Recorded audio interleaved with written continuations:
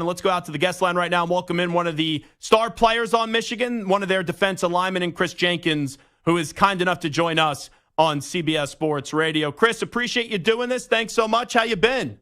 I've been great. Can't complain. Shoot, hope you've been doing well. Yeah, thanks so much for coming on. I love the sunglasses. I'm actually going to take off my glasses now, and I'm going to join you here, and I'm going to rock the shades with you. I like this. Those shades are looking good. By the way, you want to know who also is looking good? Kenneth Grant. I've never seen a defensive lineman track down a running back like that. When I was watching the games with my buddies over the weekend as a big fella, I jumped off my couch and I said, that's the play of the college football weekend. When Coach showed that on film, what was the reaction when you guys watched what Kenneth was able to do? I mean, honestly, obviously, we were going crazy. Obviously, it's insane to see a big man move like that. But to be honest with you, I mean, it's not anything unknown to us because this is the type of stuff he does in practice every single week, every single day. Like he's always moving, going pursuit, chasing the running back 30 yards down the field. You see it in practice so much that when it shows up in the game, it's like it's second nature. That's just what he does. He's a freak. That was a great team victory for you guys. You dominated in all three phases of the game. How do you kind of look back at that performance up against Penn State? We took away a lot of good things. We were faced with a lot of adversity leading up to that game.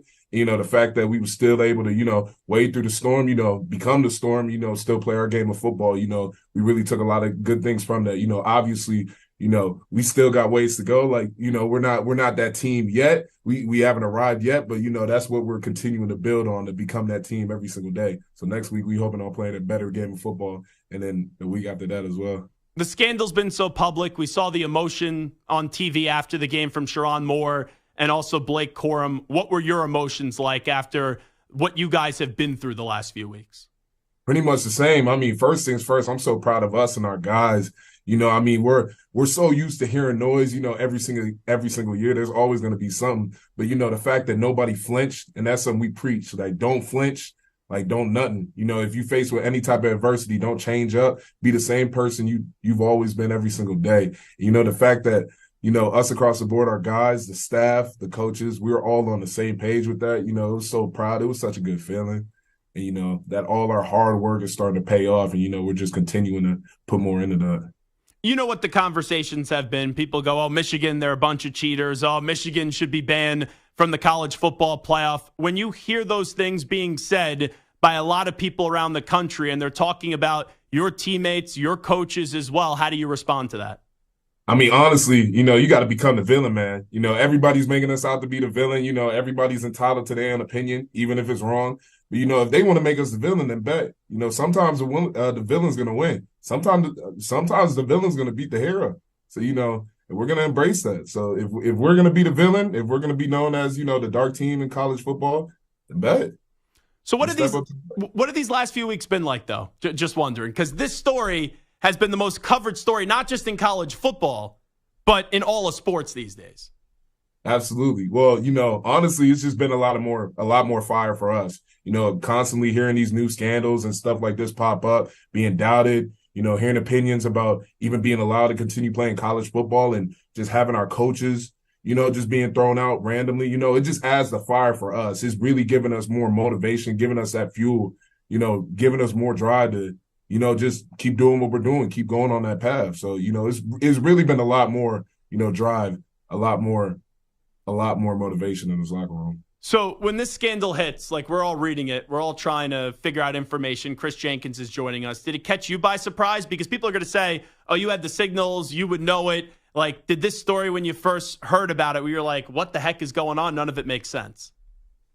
No, absolutely. I mean, absolutely. Like when we first hear about it, absolutely. You're like, what is going on? Like, what are you talking about?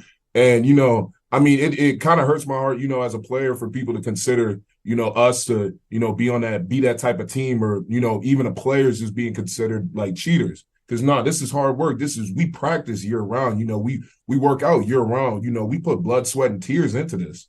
This is grown man. This is an honest sport. This is an honest ball. So, when we put that much effort into something, we're playing 100%. We're giving our truth. We're giving our all. So, and this is the perfect opportunity, in our opinion, to keep proving people wrong, where there's no more excuses, no more adversity. This is just it. Us and ball. Us and the next man up. When I was watching that game on Saturday, as Kris Jenkins is here with us from the Michigan football team, they're undefeated.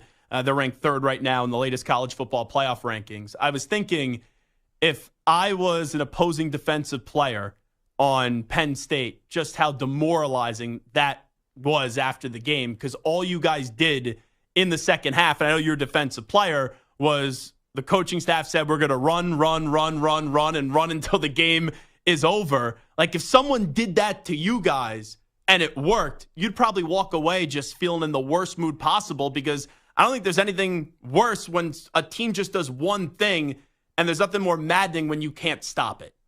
Oh, absolutely. You know, especially as a defensive player, you definitely going to feel some type of way that you weren't able to stop that one thing, and they just kept doing it to you over and over and over. You know, that's our offense's identity, man. You know, they live by, you know, not only controlling the clock, but, you know, that physicality, just like Coach says, just grinding the meat, just hitting them over and over and over again. Just right through you, not around you, just right through you. When you guys landed, because we all know Michigan, right, is flying to Happy Valley. You guys have Wi-Fi in the plane, probably all that stuff. Coach says how he found out about it. But how did you find out that, wow, Tony Petitti actually did this to our coach and actually suspended him? How did you find out about it when you were on the plane? Oh, the second we landed, the second we touched down, you know, our phones started to go off, the little news alerts, the ESPN alerts. And then we're all looking, and everybody started, you know, you kind of hear a little murmuring and, you know, a couple gasps on the plane. You're like, you know, what the heck is this? You know, the second we checked our phone, the second after we landed, and we see this, we're like, what? So, you know, there was this conversation. It was just a way we found out was so surreal, because it was you're going on a flight, you're preparing for the game, and the next thing you know, this news just hits you the second you hit Pennsylvania. You know, it's insane. Personally, I thought it was gutless by the Big Ten. It's like, if you're going to go through the suspension, that's one thing. You have every right to do that. But you knew all week, okay, this team was flying at that time. I thought the Big Ten came off looking like cowards, if you ask me. Absolutely. No, I couldn't agree more. You know, that was definitely, you know, in my opinion, definitely scandalous. Especially at that point in time. Kris Jenkins here with us. I want to ask you about your dad. I love watching your dad play football. When you look back at your dad's career, just what did you remember seeing it from, you know, obviously at a young age and a totally different perspective than we did? Honestly, just him being a monster, being a gladiator. He's a big teddy bear, you know, kind of like me. You know, you see him in the house, he's always got a smile on his face, always joking, you know, cracking jokes. But the second he steps on that field, man, that switch flips, he turns it on. He's a completely different person, you know. Just seeing him go on the field and watching the old tapes, even just of him being a gladiator, just moving people against their will. You know, he was definitely he was a different breed. For you, how do you want people to know you? What do you want people to know about you? Because when people hear your name, obviously, they're like, oh, that's the son of Kris Jenkins, the all-pro defensive tackle. When you try to create your own story, what do you want your story to be? Yeah, I mean, really, it's just like you said. I just wanted to be my own story. And, you know, only time's going to tell, you know, what that story is going to be, and hopefully it's going to be a good one and how that's going to build up. But, you know, I'm just not trying to sit here being Kris Jenkins Jr. forever, or just being, oh, yeah, you your daddy's child forever. I mean, I love my dad. Sure. I really do. But it's always competition in my family. Hopefully one day I'm trying to get to the point where I could talk trash to him, where maybe I got 5 Pro Bowls, or maybe I even got a Super Bowl ring on him. You know, and just getting to that point, just establishing that name for myself, you know, just being my own type of player, my own type of man, you know, is what I'm looking forward to doing. Well, is Dad rooting for you this weekend? I know you're going up against his alma mater. Do you have the support of your old man? Oh, absolutely. Now, he's gonna support me regardless, but, I mean, he told me straight up he might not be wearing a Michigan jersey, but he's going to be supporting. That's a great answer. Before we let Kris Jenkins run, Maryland has a good team. We know they could put points up on the scoreboard. All right, I'm going to the Ohio State game, Michigan-Ohio State, coming up in 2 weekends, so everyone's attention's already there. You being a leader on this team, how do you guys make sure you're focused in on this Maryland game so it doesn't turn out to be a trap game where you have a contest in the fourth quarter?